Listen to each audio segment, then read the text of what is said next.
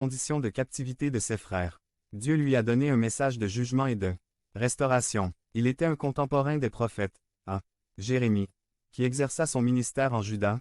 B. Daniel, qui exerça son ministère dans la capitale de Babylone avant Nabuchodonosor. V. Ananias, Missaël et Azarias Shadrach, Meshach et Abednego, les courageux jeunes Hébreux et compagnons de Daniel. I. Apparition des chérubins. Dans le jardin d'Éden, les chérubins apparaissent pour la première fois dans la Bible dans le livre de la Genèse, au début de la création, lorsque l'homme était encore dans le jardin avec sa femme, Ève. Genèse 3, 24. Alors il chassa l'homme, et plaça des chérubins du côté du jardin d'Éden, et une flamme de couteau marchant autour pour garder le chemin de l'arbre de vie. Devenez membre de la chaîne et AIDEZNOUS à propager la parole de Dieu dans le monde entier. Dimanche 17 mars 2024. Si vous croyez en la puissance de Dieu, commentaire 11. Dans le tabernacle, au-dessus de l'arche d'alliance, Jéhovah ordonne à Moïse de placer ces deux chérubins sur le propitiatoire ou la plaque d'or qui recouvrait l'arche d'alliance.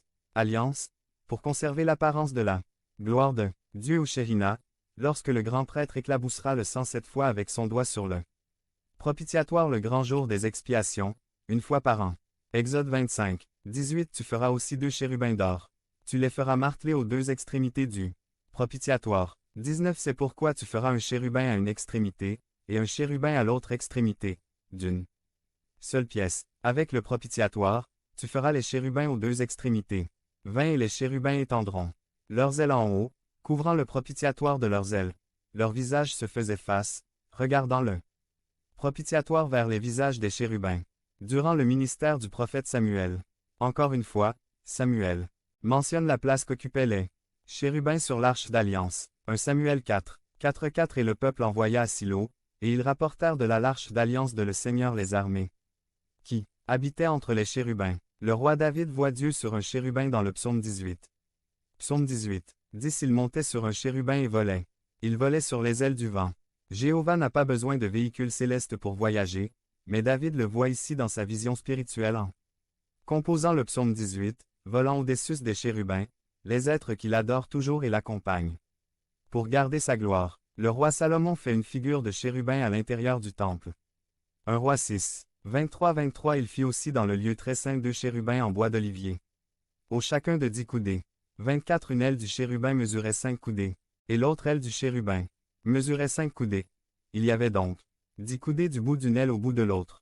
25 De même, l'autre chérubin mesurait 10 coudées, car les 2 chérubins étaient de même taille et de même forme.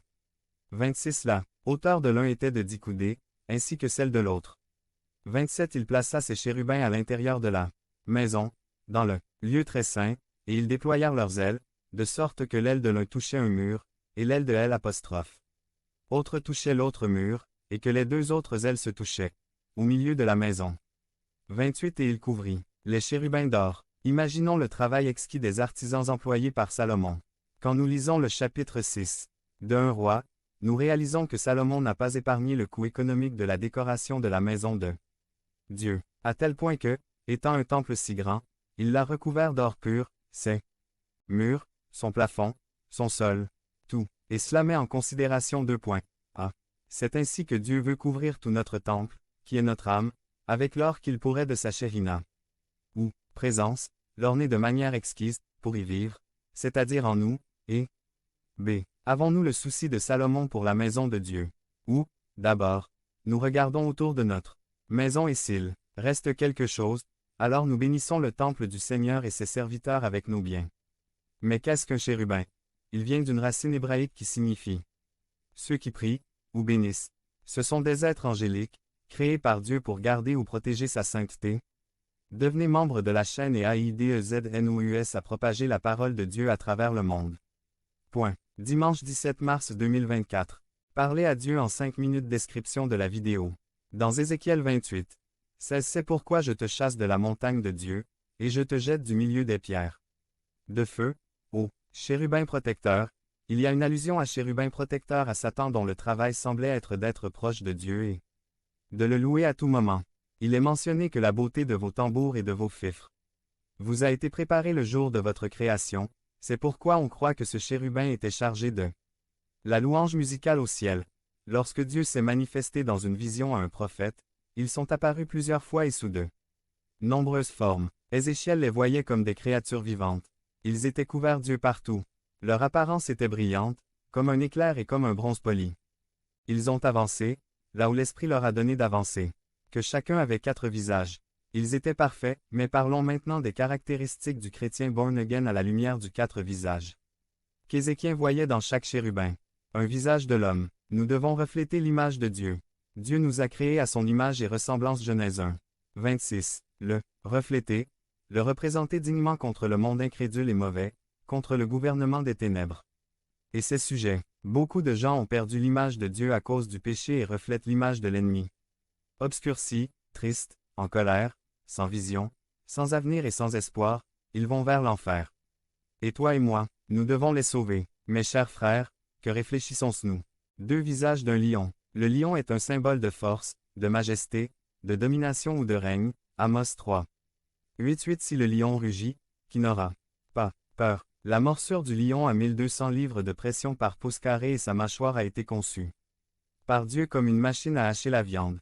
Une fois qu'il mord, les dents de devant poussent la viande vers les molaires et l'animal doit l'avaler pour éviter de s'étouffer. Le chrétien doit être courageux et provocateur comme le lion, le roi de la jungle. Jésus est appelé le lion de la tribu de Juda. Le chrétien ne devrait pas abandonner facilement. Le chrétien doit être persévérant comme le lion. Nous devons apprendre de l'ennemi qui, sachant qu'il est vaincu, que son pouvoir lui a été enlevé, se dresse encore contre nous. Devenez membre de la chaîne et AIDEZNOUS répasser la parole de Dieu à travers le monde. Dimanche 17 mars 2024. Si vous croyez en la puissance de Dieu. Commentaire 11. Le lion chasse en meute, ils s'entraident, ils vivent en clan, ensemble, ce ne sont pas des animaux